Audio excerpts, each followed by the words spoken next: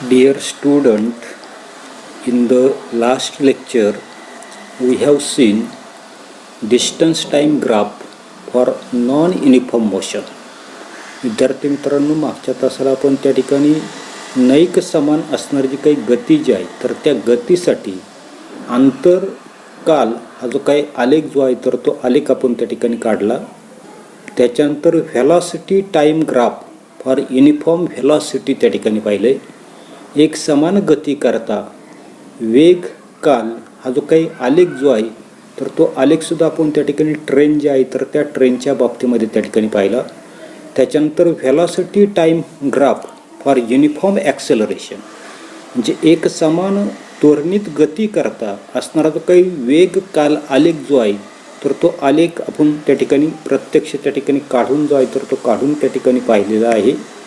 त्याच्यानंतर आज आपल्याला पहा की equations of motions using the graphical method या ठिकाणी आपल्याला आलेख पद्धत जी आहे तर त्या आलेख पद्धतीनं गतीविषयक असणारी जी काही समीकरणं जी आहेत तर ती समीकरणं आपल्याला आज या ठिकाणी पाहिजे.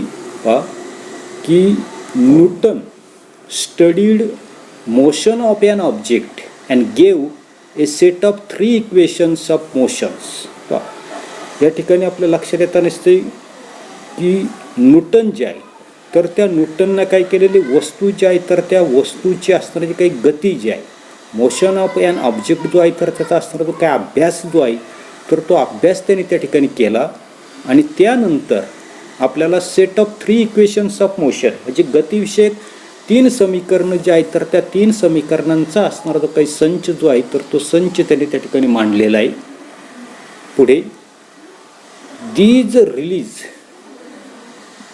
relate the displacement, velocity, acceleration and time of an object moving along a straight line.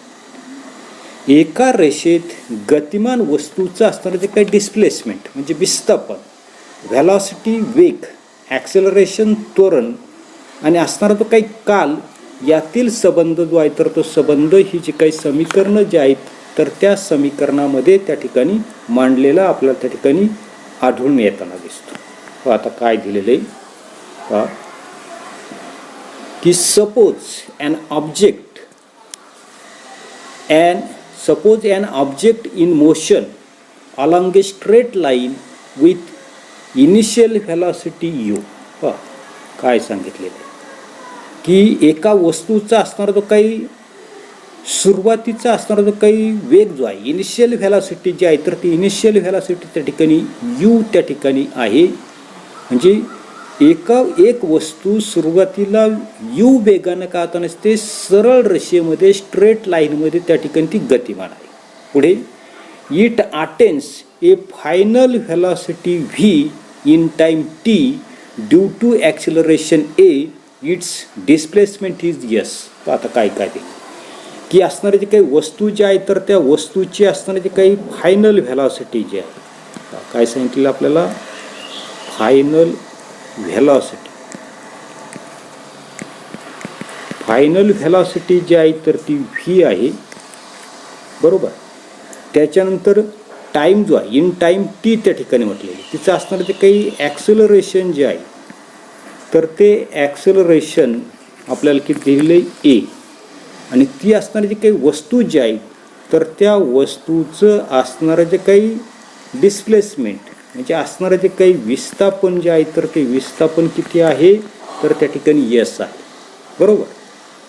असं जर असेल तर पहा पुढे काय दिलेलं आपल्याला तर आपल्याला त्या ठिकाणी सांगितले the 3 equations of motion can be written as. तर गतीविषयक असणारे जे काही 3 समीकरणं जे आहेत तर ती 3 समीकरणं खालीलप्रमाणे आपल्याला त्या ठिकाणी लिहिता येईल. त्या ठिकाणी पहिलं आपल्याला दिलेलं आहे काय दिलेलं आहे की v is equal to you plus A t. आता ह्याचे काय असणार जे काही v is equal to you plus A t हे असणारं जे काही इक्वेशन जे आहे तर ते पहा काय दाखवते this is the relation between velocity and time. हे जे काही समीकरण जे आहे तर ते समीकरण आपल्याला वेग आणि असणारा जो काही काल याच्यामधला असणारा जो काही संबंध जो आहे तर तो संबंध त्या ठिकाणी दाखवताना दिसतो. दुसरं इक्वेशन आपल्याला दिलेले पहा काय दिलेले दुसरं इक्वेशन तर त्या ठिकाणी S is equal to UT plus 1/2 AT square. बरोबर. पहा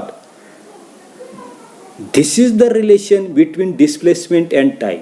हे जे काही S is equal to UT plus 1/2 AT square हे जे काय असणार ते काही समीकरण जे आहे तर ते समीकरण काय होता नसते तर या ठिकाणी S म्हणजे विस्थापन आणि T म्हणजे टाईम म्हणजे विस्थापन आणि काल याच्यामधला असणारा जो काही संबंध जो आहे तर तो संबंध काय होता नसते आपल्याला S is equal to UT plus 1/2 AT square हे जे काही इक्वेशन जे आहे तर त्या इक्वेशननं त्या ठिकाणी दाखवता येतं. तिसरं त्या ठिकाणी कायनेमॅटिकल इक्वेशन आपल्याला दिलेले पहा. तिसरं काय सांगितलेले की V square is equal to U square plus twice AS. This is the relation between displacement and velocity. याची काही V square is equal to U square plus twice AS हे असणारे जे काही इक्वेशन समीकरण जे आहे तर ते समीकरण विस्थापन आणि वेग याच्यामध्ये असणारा जो काही संबंध जो आहे तर तो संबंध त्या ठिकाणी आपल्याला दाखवताना दिसतो. Let us try to obtain this equation by the graphical method. आता ही जी काही तिन्हीच्या तिन्ही असणारी जी काही समीकरणं जे आहे तर ती समीकरणं काय करायची आपल्याला असणारी जी काही आलेख पद्धत जी आहे तर त्या आलेख पद्धतीच्या सहाय्याने काय करायची तर या ठिकाणी सोडून त्या ठिकाणी पाहिजे किंवा आपल्याला त्या ठिकाणी मिळवायची. पहा आता पुढे काय दिलेलं आहे की equation describe the relation between velocity and time. मग आपल्याला वेग काल या संबंधाचं असणारं जे काही समीकरण म्हणजेच कोणतं तर V is equal to U plus AT हे असणारं ते काही समीकरण जे आहे तर ते समीकरण आपल्याला त्या ठिकाणी मिळवायचं. पहा त्याच्यासाठी आकृती जी आहे तर ती आकृती आपल्याला दिलेली का की figure 1.9 shows the change in velocity with time of a uniformly accelerated object. काय सांगितलेलं आहे की एक समान त्वरणित काय सांगितलेलं आहे एक समान त्वरणित वेगानं गतिमान असलेल्या वस्तूच्या वेगाचा कालानुसार होणारा जो काही बदल जो आहे तर तो बदल आकृती 1.9 मध्ये आलेखाच्या साह्यानं त्या ठिकाणी तो दाखवलेला आपल्याला त्या ठिकाणी पाहत. आता कशा पद्धतीने दाखवलेला आहे तर या ठिकाणी एक्स ॲक्सिस जो आहे तर त्या एक्स ॲक्सिसवर काय घेतलेलं आहे तर त्या ठिकाणी टाईम त्या ठिकाणी घेतलेला आहे आणि हा जो काही वाय ॲक्सिस जो आहे तर त्या वाय ॲक्सिसवर काय केलेली व्हेलॉसिटी घेतलेली आणि या ठिकाणी एक समान त्वरणित वेगानं गतिमान असलेल्या काही वस्तूचा वेगातील कालानुसार होणारा जो काही बदल जो आहे उदाहरणार्थ त्या ठिकाणी पहा अशा प्रकारची एक स्ट्रेट अशा प्रकारची असणारी काही लाईन जी आहे तर ती लाईन आपल्याला त्या ठिकाणी मिळताना दिसते आणि ती म्हणजेच काय असणार आहे त्या ठिकाणी एक समान त्वरणित वेगानं गतिमान असलेल्या वस्तूच्या वेगातील कालानुसार होणारा बदल आपल्याला त्या ठिकाणी आकृतीच्या साहाय्याने त्या ठिकाणी दाखवलेला आहे. बरोबर. पण आता पुढे काय काय दिलेलं आहे काय सांगितलेलं आहे the object starts from the point D in the graph with velocity U. पदार्थ जो आहे तर त्या पदार्थाचं आपल्या लक्षात येत नसते की वस्तू जी आहे तर ती वस्तू आलेखावर असणारा जो काही U बिंदू जो आहे D बिंदू जो आहे वस्तू आलेखातील D हा जो काही बिंदू जो आहे तर त्या D बिंदूपासून काय होता नसते तर त्या ठिकाणी गतिमान जे आहे तर ती गतिमान त्या ठिकाणी होताना दिसते. बरोबर. आणि तिची असताना जी काही व्हेलॉसिटी जी आहे तर ती व्हेलॉसिटी किती दाखवली तर त्या ठिकाणी U त्या ठिकाणी दाखवली. मग आता पुढे पहा its velocity keeps increasing and after time t it reaches the point B on the graph.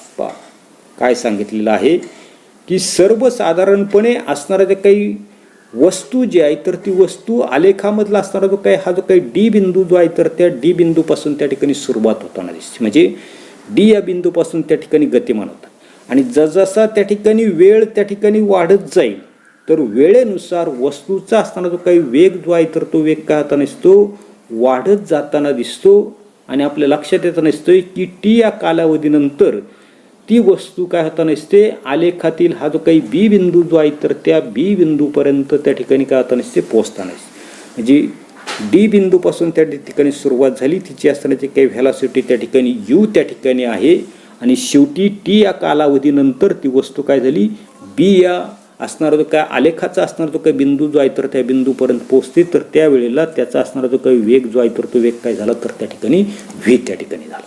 बरोबर. म्हणजेच या ठिकाणी पहा आकृतीचं जर तुम्ही त्या ठिकाणी निरीक्षण जर केलं तर पहा काय लक्षात येतं नसतंय की वस्तू जी आहे तर त्या वस्तूचा असणारा सुरुवातीचा असणारा जो काही वेग, आता सुरुवातीचा असणारा जो काही वेग जो आहे तर तो आपल्याला त्या ठिकाणी दिलेले पहा काय सांगितलेले, the initial velocity of the object. आता या ठिकाणी initial velocity of the object कुठे आहे, तर या ठिकाणी यू या ठिकाणी आहे. आणि हे जे काही अंतर जे आहे तर ते अंतर किती सांगितलं आपल्याला, ओडी. या ठिकाणी हे ओडी अंतर त्या ठिकाणी. बरोबर. आता त्या ठिकाणी म्हणजे या ठिकाणी काय असणार आहे, तर ते इनिशियल व्हेलॉसिटी त्या ठिकाणी असणार आहे. बरोबर. आणि इनिशियल व्हेलॉसिटी कशाने दाखवतो आपण, त्या ठिकाणी यूने त्या ठिकाणी दाखवताना दिसतो. बरोबर.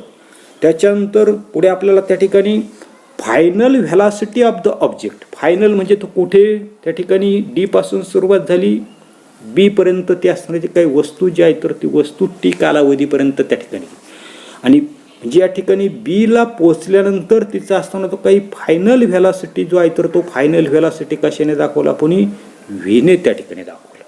म्हणजे या ठिकाणी फायनल व्हेलॉसिटी जी आहे तर ते अंतर म्हणजे काय असणार आहे, तर या ठिकाणी आपल्या लक्षात येतं नसते. आकृतीकडे जर आपण जर पाहिलं तर ओसी या ठिकाणी बाजूला दाखवतो मी, हे जे काही ओसी अंतर जे आहे या ठिकाणी हा बिंदू जो आहे तर तो ओ आहे आणि हा जो बिंदू जो आहे तर तो काय सी आहे. म्हणजे त्या ठिकाणी फायनल व्हेलॉसिटी जो आहे तर तो ओसी त्या ठिकाणी.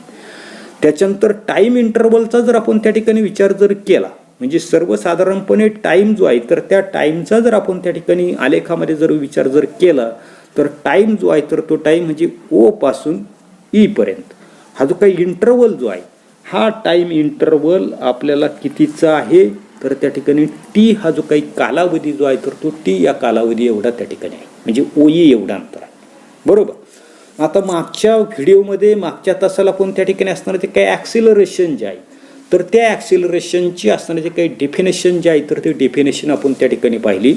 काय डेफिनेशन पाहिली होती की acceleration is equal to change in velocity upon time.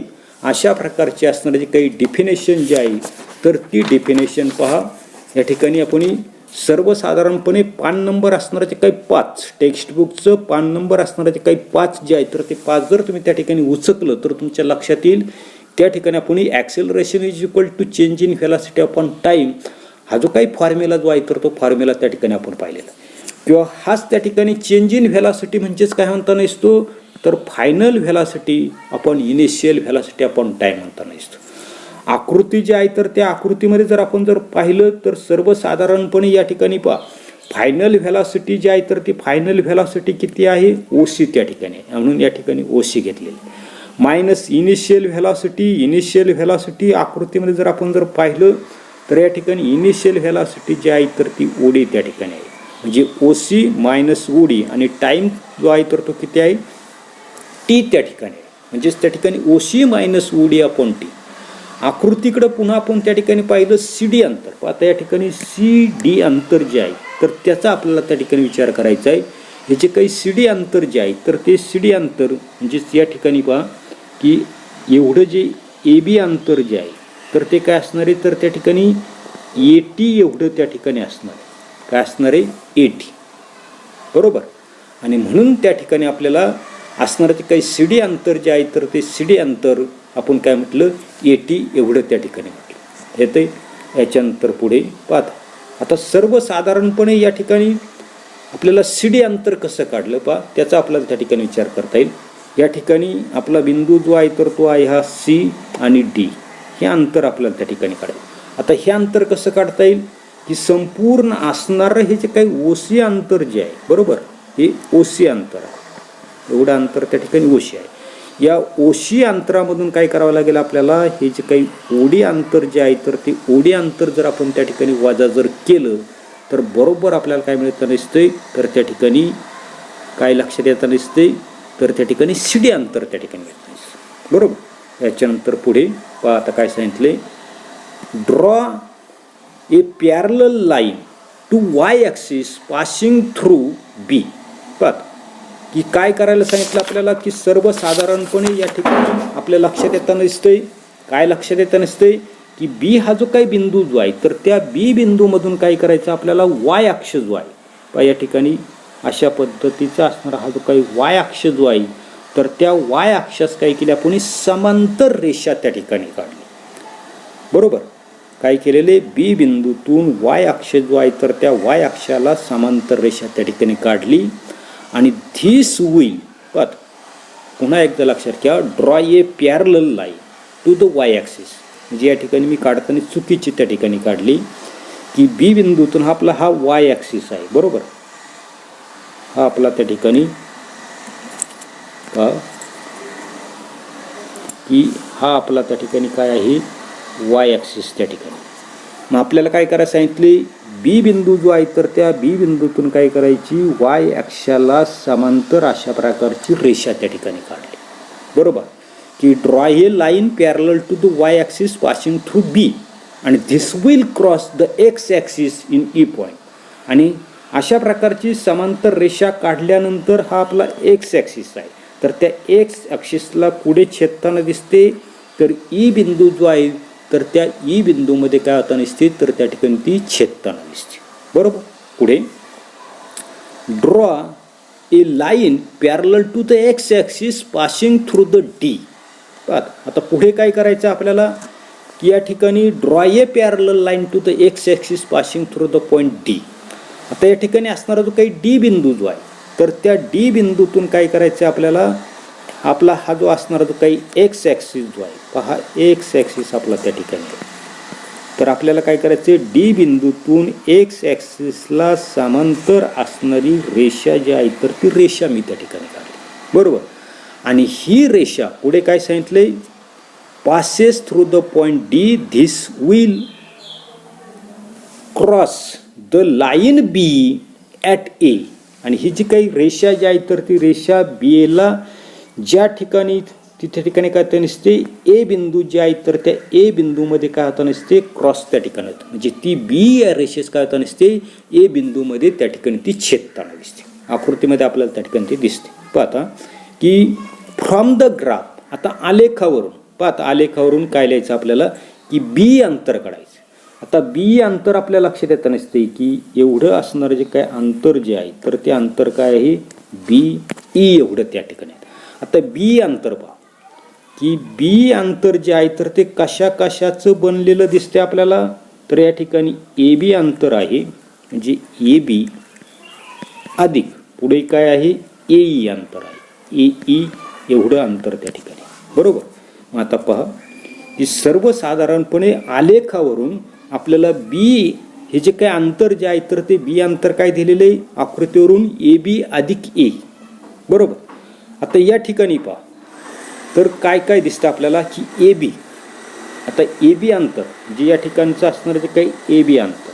बरोबर, ए बी अंतर आणि हे जे काही सी डी अंतर कसं दिसतंय, दोन्ही असणारे जे काही अंतर जे आहे तर ते अंतर त्या ठिकाणी सेम आहेत, सारखीच आहेत. त्याच्यानंतर आपल्याला ए ई असणारं जे काही अंतर आणि ओ डी असणारं जे काही अंतर हे सुद्धा कसे आहेत तर त्या ठिकाणी सेम आहे. बरोबर, आणि म्हणून त्या ठिकाणी पहा या ए बीच्या ऐवजी काय लिहू शकतो आपण, तर त्या ठिकाणी सी डी त्या ठिकाणी लिहिली.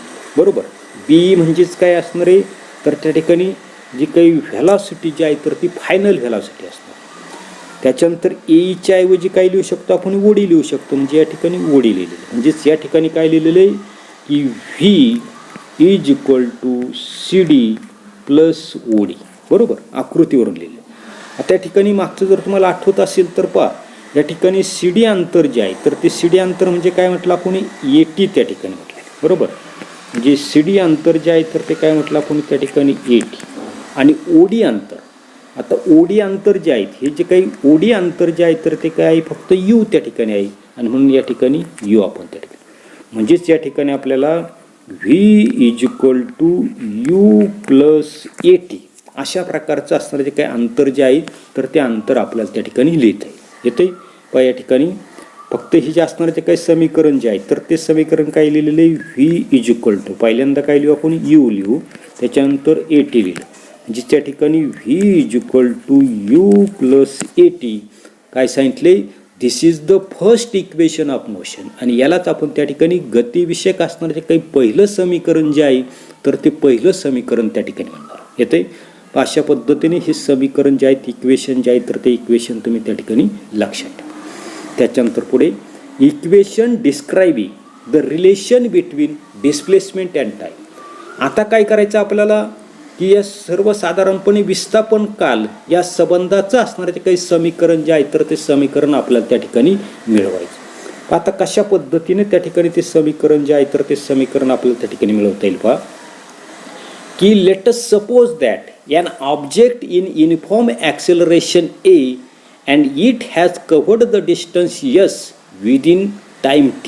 पण काय सांगितलं की समजा एखादी असणारी जी काही वस्तू जी आहे तर त्या वस्तूचं एक समान असणारं जे काही त्वरण जे आहे तर ते युनिफॉर्म ॲक्सेलरेशन किती आहे तर त्या ठिकाणी ए एवढं त्या ठिकाणी आणि टी हा जो काही कालावधी जो आहे तर त्या कालावधीमध्ये ती असणारी जी काही वस्तू जी आहे तर ते वस्तू किती अंतर कापताना दिसते तर यस एवढं अंतर जे आहे तर ते यस एवढं अंतर त्या ठिकाणी ती कापताना दिसते. तर पहा की from the graph in the figure 1.9 the distance covered bye the object during time T is given by the area of quadrilateral DOEB. पहा त्या ठिकाणी पुन्हा आपल्याला त्या ठिकाणी असणारा जो काही ग्राफ जो आहे तर त्या ग्राफचा त्या ठिकाणी विचार जो आहे तर तो विचार त्या ठिकाणी करायचा. पहा म्हणजे या ठिकाणी आलेख जो आहे तर त्या आलेखावरून जर आपण जर पाहिलं तर त्या आलेखावरून वस्तू जी आहे तर त्या वस्तूनं कापलेलं जे काही अंतर ते अंतर म्हणजेच काय आहे तर चौकोन. पहा कोणता चौकोन तर DOEB हा जो असणारा जो काही चौकोन जो आहे बरोबर हा चौकोन म्हणजेच काय असणार आहे तर ती वस्तू जी आहे तर त्या वस्तूनं कापलेलं जे काही अंतर जे आहे म्हणजे त्या ठिकाणी चौकोन DOEBच्या क्षेत्रफळानं ते आपल्याला त्या ठिकाणी ती काढता येईल बरोबर. मग आता या ठिकाणी कसं काढता येईल तर ज्याच्यासाठी पहा काय म्हटलेलं आहे की सर्वसाधारणपणे हे असणारं जे काही अंतर जे आहे जे किती अंतर त्या ठिकाणी कापलं तर अंतरासाठी आपण यस हे अक्षर त्या ठिकाणी वापरलं म्हणजे यस इज इक्वल टू काय म्हणता येईल आपल्याला की एरिया ऑफ क्वाड्रिलॅटरल. कोणता क्वाड्रिलॅटरल आहे तर DOEB बरोबर. काय लिहिते मी DOEB याचं जर क्षेत्रफळ जर आपण जर काढलं तर त्याचं क्षेत्रफळ म्हणजे काय असणार आहे तर त्या ठिकाणी ती असणारी काही वस्तू जी आहे तर त्या वस्तूनं कापलेलं अंतर एवढं असणार बरोबर. मग आता ह्या असणारा जो काही क्वाड्रिलॅटरल जो आहे तर त्या क्वाड्रिलॅटरलचं असणारं जे काही क्षेत्रफळ म्हणजेच पहा तर या ठिकाणी आपण काय काढतोय s is equal to area of quadrilateral कोणता तर DOEB हे आपल्याला त्या ठिकाणी काढायचं.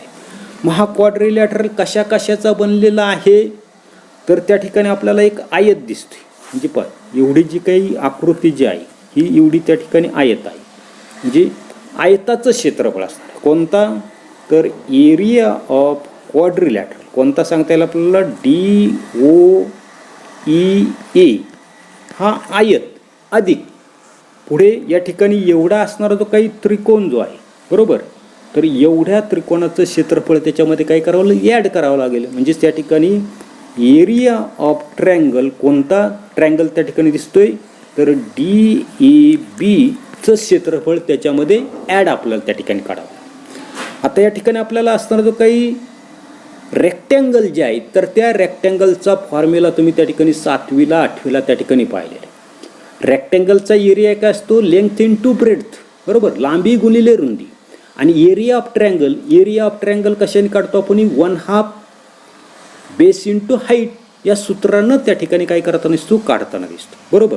आणि म्हणून या ठिकाणी पुढे पहा या ठिकाणी आपल्याला आलेखाचाच वापर त्या ठिकाणी करायचा आहे पुढे तर त्याचा असणारा जे काही एरिया जो आहे पाहता एरिया ऑफ रेक्टँगल आपल्याला काढायचं तर एरिया ऑफ रेक्टँगल आपल्याला काढण्यासाठी काय म्हणतो आपण एकाला काय म्हणू समजा या ठिकाणी हे जे अंतर जे आहे तर ते अंतर याला आपण त्या ठिकाणी ब्रेड्थ म्हटलं हे जे अंतर जे आहे तर त्याला काय म्हटलं लेंथ त्या ठिकाणी म्हटलं. आता आकृतीकडे जर आपण जर पाहिलं तर त्या ठिकाणी असणारी जी काही लेंथ जी आहे ती लेंथ समजा आपण काय म्हटली OE त्या ठिकाणी म्हटली काय म्हटलं OE बरोबर आणि ब्रेड्थ जी आहे तर ती ब्रेड्थ किती आहे AE एवढी आहे AE प्लस हे कशाचं क्षेत्रफळ काढला कोणी, रेक्टँगलचं काढ.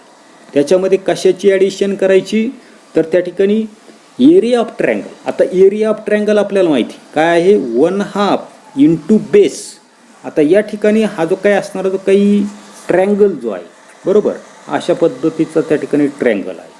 या ट्रँगलचा हा ठिकाणी काय आहे, बेस त्या ठिकाणी आहे, आणि ही काय म्हणू आपण त्याला त्या ठिकाणी हाईट त्या ठिकाणी बरोबर, म्हणजे 1/2. आता बेस कोणता आहे, तर त्या ठिकाणी बेस जो आहे तर तो आपल्याला AD त्या ठिकाणी म्हणता येईल. आणि हाईट जी आहे तर ती हाईट काय आहे, तर त्या ठिकाणी पाहत या ठिकाणी बेस लिहिताना मी काय लिहिलं आहे, AD लिहिलं आहे. आणि हाईट जी आहे तर ती हाईट काय म्हणता येईल आपल्याला त्या ठिकाणी AB एवढी त्या ठिकाणी म्हणता येईल बरोबर. आता याच्या पुढे आता या ठिकाणी आपल्या त्या ठिकाणी लक्षात आलं. आता आकृती जी आहे तर त्या आकृतीचा विचार जो आहे तर तो विचार आपल्याला त्या ठिकाणी करायचा. आता मी पुन्हा त्या ठिकाणी असणारी जी काही डायग्रॅम जी आहे तर ती डायग्रॅम फक्त त्या ठिकाणी काढतोय, बाकी काही त्या ठिकाणी काढत नाही. आता समजा अशा पद्धतीची असणारे जे काही डायग्रॅम मी त्या ठिकाणी पुन्हा काढतोय. आता आपला हा जो आहे एवढा हा काय आहे, तर आपला त्या ठिकाणी रेक्टँगल आहे. पुन्हा मी त्याला नावं देतो पहा, O या ठिकाणी हा होता E, हा बिंदू आहे आपला A, आणि हा आहे D बरोबर. याच्यावरच आपला त्या ठिकाणी रेक्टँगल जो आहे ट्रँगल जो आहे तर तो ट्रँगल आहे. या ट्रँगलचं नाव आपलं होतं त्या ठिकाणी B बरोबर. मग आता आकृतीमध्ये जर पाहिलं तर AE अंतर जे आहे तर ते AE अंतर हे अंतर किती आहे, U आहे. त्याच्यानंतर पुढे आपल्याला OE अंतर जे आहे तर हे किती आहे, T त्या ठिकाणी आहे बरोबर. आता पुढे त्याच्यानंतर आपल्या लक्षात येतं नसतं की OE अंतर जेवढं असेल, हे जे OE अंतर जेवढं असेल तर तेवढंच त्या ठिकाणी D अंतर असणार आहे. म्हणजे हे सुद्धा किती अंतर असेल, तर 30 त्या ठिकाणी असणार. आणि म्हणून या ठिकाणी बा आपल्याला लक्षात येतं नसतं की AB अंतर आणि पुढे असणारं जे काही CD अंतर, का पुढे आपण आलेख जर पाहिला तुम्ही तर हे ठिकाणी आपल्याला लक्षात येतं नसतं की या ठिकाणी हा C आहे. म्हणजे या ठिकाणी पहा काय म्हटलेलं आहे की AB आणि CD कसं आहे, तर त्या ठिकाणी आलेखामध्ये सारखंच आहे, आणि ते अंतर जे आहे तर ते काय आहे, AT एवढं त्या ठिकाणी बरोबर. मग आता पहा पुढे आपला असणारा जो काही फॉर्म्युला जो आहे तर तो फॉर्म्युल्यामध्ये पहा काय होतं की S इज इक्वल टू, किंवा मी पुसून टाकतो पहा या ठिकाणी अशा पद्धतीने. आता अंतर आपल्या त्या ठिकाणी लक्षात आले. आता हे सूत्र जे आहे तर त्याच्यामध्ये AE पाहता, S is equal to AE अंतर जे आहे तर ते AE अंतर जर आपण त्या ठिकाणी विचार जर केला तर AE बरोबर. आता AE अंतर किती आहे, U एवढा आहे. म्हणजे या ठिकाणी U इंटू पुन्हा आपल्याला लिहायचे OE किती आहे, T आहे बरोबर. म्हणजे U into T plus 1/2 into आता AB अंतर. या ठिकाणी AB जर पाहिलं तर ते किती आहे, AT आहे बरोबर. म्हणजे या ठिकाणी काय म्हणतो मी, AT इंटू पुन्हा AD आहे. आता AD अंतर जे आहे तर ते AD अंतर पुन्हा आपल्या लक्षात येतं नसते, T त्या ठिकाणी आहे बरोबर. अशा पद्धतीने म्हणजे काय लिहिलं सर्वसाधारणपणे UT प्लस 1/2 A आणि T इंटू T याचा जर आपण जर विचार जर केला तर T इंटू T काय आलं, AT स्क्वेअर आलं. म्हणजे S is equal to UT plus 1/2 AT square. याच्या साहाय्याने काय करू शकतो आपण, Newton second equation of motion S is equal to UT plus 1/2 AT square हे आपल्याला त्या ठिकाणी न्यूटनचं गतिविषयक असणारं जे काही दुसरं समीकरण जे आहे तर ते दुसरं समीकरण आपल्याला अशा पद्धतीने त्या ठिकाणी मिळू शकतं बरोबर. त्याच्यानंतर पुढे थर्ड इक्वेशन पहा की equation describing the relation between displacement and velocity. आता आपल्याला काय करायचं, विस्थापन आणि वेग याच्या संबंधाचं समीकरण आपल्याला त्या ठिकाणी शोधायचं. आता पुन्हा की we have seen that from the graph in the figure 1.9 we can determine the distance covered by an object in time t from the area of quadrilateral DOEB. आत्ताच आपण त्या ठिकाणी पाहिलं काय पाहिलं की सर्वसाधारणपणे आकृती 1.9 जी आहे पहा, तुमच्याकडे पुस्तक तुम्ही त्या ठिकाणी ठेवा, म्हणजे तुम्हाला मी जे काही सांगतो तर ते मागे जाऊन त्या ठिकाणी पाहता येईल.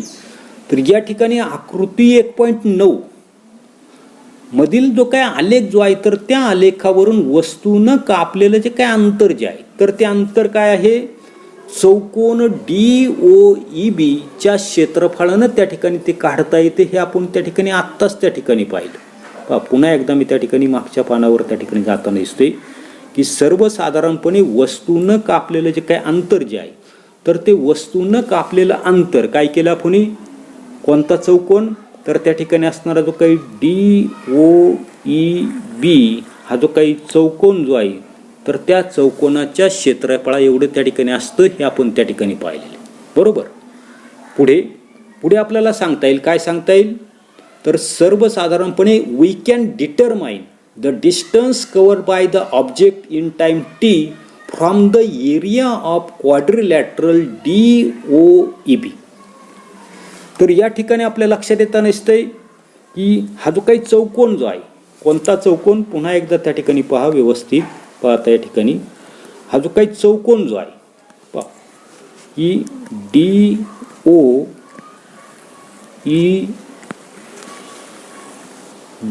बरोबर, DOEB हा जो काय असणारा जो काही चौकोन जो आहे तर या चौकोन आपण याच्या क्षेत्रफळ जे आहे तर त्या क्षेत्रफळावरून त्या वस्तूनं कापलेलं अंतर त्या ठिकाणी काढू शकतो. परंतु आपल्या असं लक्षात येतं नसतंय की क्वाड्रिलॅटरल DOEB इज ए ट्रॅपिझम. हा जो काही चौकोन जो आहे तर तो चौकोन कोणता आहे, तर त्या ठिकाणी पहा पुन्हा एकदा की ट्रॅपेझियम आहे. आता ट्रॅपेझियम तुम्ही 7वी 8वीला त्या ठिकाणी पाहिलेलं चौकोन, ज्याला आपण त्या ठिकाणी समलंब चौकोन त्या ठिकाणी म्हणताना दिसतो. बरोबर. म्हणजे या ठिकाणी आपल्याला काय करावं लागेल, एरिया ऑफ क्वाड्रिलॅटरल DOEBचं क्षेत्रफळ त्या ठिकाणी काढावं लागेल. म्हणजे या ठिकाणी आपल्याला एरिया ऑफ ट्रॅपिझम त्या ठिकाणी काढावा लागेल. मग आता या ठिकाणी आपल्याला एरिया ऑफ ट्रॅपिझम जो आहे, समलंब चौकोन जो आहे तर त्या समलंब चौकोनाचा असताना जो काही एरिया काढण्याचा जो काही फॉर्म्युला जो आहे तर तो फॉर्म्युला आपल्याला त्या ठिकाणी माहीत पाहिजे. पाहत या ठिकाणी पुढे काय दिलेलं आहे, तर सर्वसाधारणपणे पुढे दिलेले पहा की S is equal to area of trapezium DOEB. म्हणजे या ठिकाणी S बरोबर काय सांगितलंय, समलंब चौकोन DOEBचे क्षेत्रफळ. आता मी सांगितलं मागच्या वर्गांमध्ये तुम्ही त्या ठिकाणी एरिया ऑफ ट्रॅपिझम त्या ठिकाणी सूत्र जे आहे तर ते सूत्र आपल्याला या ठिकाणी दिलेले पहा, काय दिलेले की 1/2 sum of the lengths of the parallel side, म्हणजे 1/2 गुणिले समांतर बाजूंची बेरीज गुणिले काय म्हटलेलं आहे, distance between the parallel side, म्हणजे समांतर बाजूंमधील लंब अंतर. आता पुन्हा या ठिकाणी पुन्हा आकृती जी आहे तर त्या आकृतीकडे आपल्याला त्या ठिकाणी जावं लागेल. मग त्याच्यावरून आपल्याला कळेल की नेमक्या कोणकोणत्या त्या ठिकाणी असणाऱ्या ज्या काही पॅरलल साईड ज्या आहेत तर त्या पॅरलल साईड त्या ठिकाणी कोणत्या आहेत तर त्याचा आपल्याला त्या ठिकाणी विचार करतो. पण की या ठिकाणी एरिया ऑफ ट्रॅपिझम आपण त्या ठिकाणी लिहितोय, काय लिहितोय या ठिकाणी लिहितो मी 1/2. आता या ठिकाणी काय सांगितलेलं आहे की sum of the length of the parallel side, कोणकोणत्या पॅरलल साईड त्या ठिकाणी आहेत तर पहा या ठिकाणी OD, बरोबर, एक आणि दुसरी असणारी जी काही B, या दोन्ही साईड ज्या आहेत तर त्या कशा आहेत, पॅरलल साईड आहेत. म्हणजे 1/2 गुणिले ह्या ज्या काही दोन पॅरलल साईड आहेत तर त्यांची बेरीज आपल्याला त्या ठिकाणी करावी लागेल. पहा आता ही बेरीज मी त्या ठिकाणी लिहितो की OD प्लस काय आहे ED, या झाल्या त्या ठिकाणी sum of the length of the parallel side, बरोबर, इंटू काय सांगितलंय, distance between the parallel side.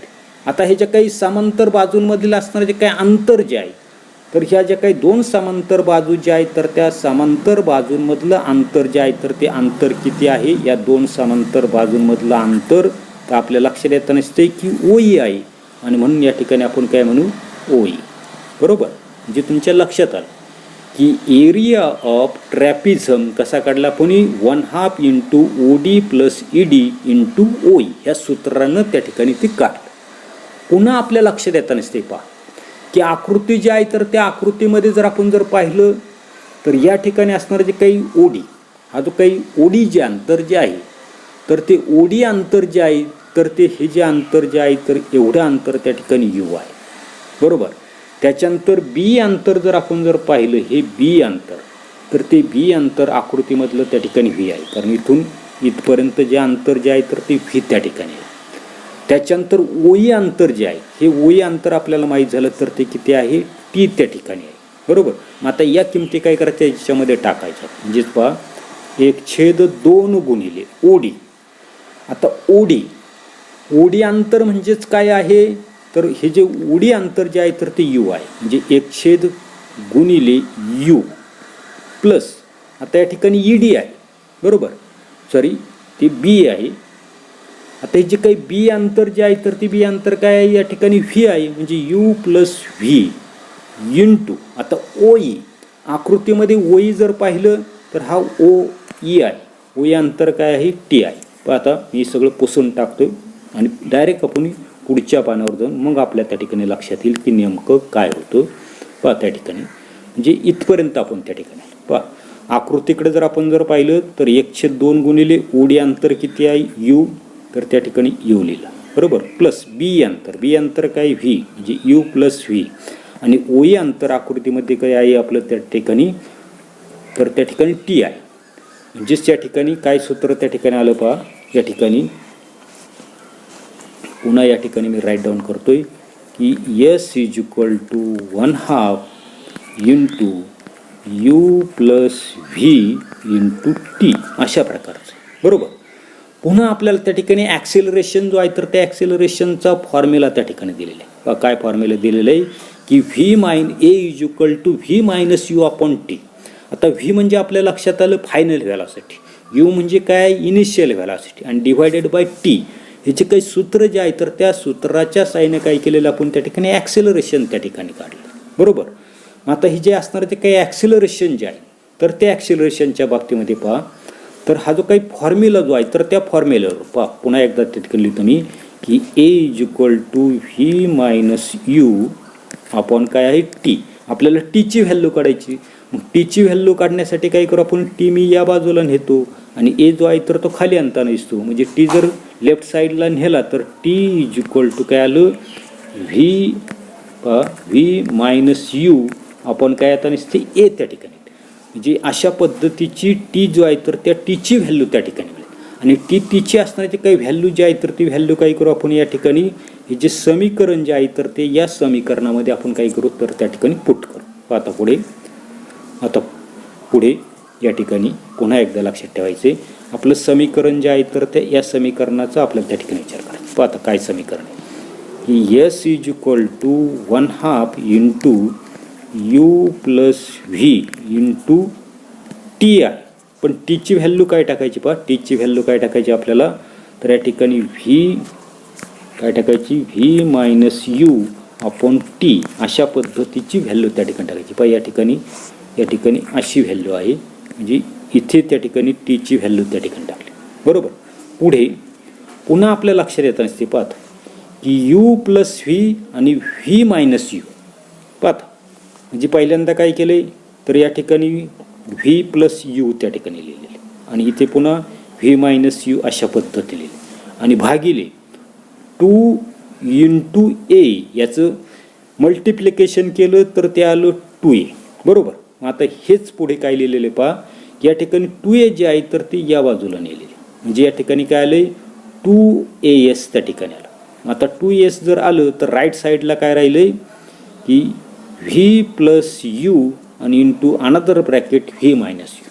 पाहत या ठिकाणी लक्षात घ्या की A plus B into another bracket A minus B असं जर असेल तर मॅथमध्ये तुम्ही त्या ठिकाणी फॉर्म्युला पाहिलेलं आहे. काय पाहिलेलं आहे की पहिल्या पदाचा वर्ग वजा दुसऱ्या पदाचा वर्ग.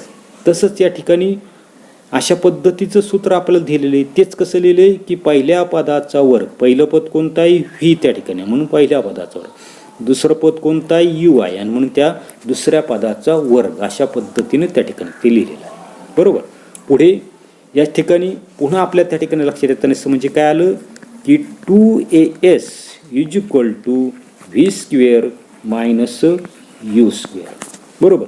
आता रिअरेंजमेंट करायची म्हणजे मायनस यू जो आहे तर तो या बाजूला नेला, तो जर नेला तर तो 2as plus u square is equal to v square, किंवा हेच समीकरण मी असं लिहितो का, इकडे लिहितो मी की काय आलं, v square is equal to, पहिल्यांदा यू स्क्वेअर लिहितो, u square plus twice S, आणि तेच समीकरण आपल्याला या ठिकाणी दिलेलं आहे. जे या ठिकाणी V square is equal to you square plus twice S, आणि this is the Newton's third equation of motion, आणि यालाच आपण त्या ठिकाणी गतिविषयक तिसरं समीकरण त्या ठिकाणी म्हणता नाही. आता तिन्हीच्या तिन्ही असणारे जे काही इक्वेशन जे आहेत, फर्स्ट इक्वेशन आपण त्या ठिकाणी आलेखावरून मिळालं, काय मिळालं, v is equal to you plus a t, अशा प्रकारचं पहिलं समीकरण त्या ठिकाणी मिळालं. दुसरं असणारं जे काही इक्वेशन जे आहे तर ते दुसरं इक्वेशन काय होतं की s is equal to u t plus 1/2 AT square, अशा प्रकारचं सेकंड इक्वेशन मिळालं. आणि तिसरं इक्वेशन आपल्या या ठिकाणी आहे की v square is equal to you square plus twice s, अशा प्रकारची 3 समीकरणं त्या ठिकाणी मिळवली. ही तिन्हीच्या तिन्ही इक्वेशन तुम्ही त्या ठिकाणी लक्षात ठेवा. पुन्हा यांचा वापर आपल्याला 10वीला त्या ठिकाणी करायचा आहे, उदाहरणं सोडत असताना त्या ठिकाणी करायचं आहे. ते पण एवढाच असणारा जो काही भाग जो आहे तर तो भाग आपण या तासाला पाहणार आहोत. पुढील भाग पुढील तासाला पाहू. धन्यवाद.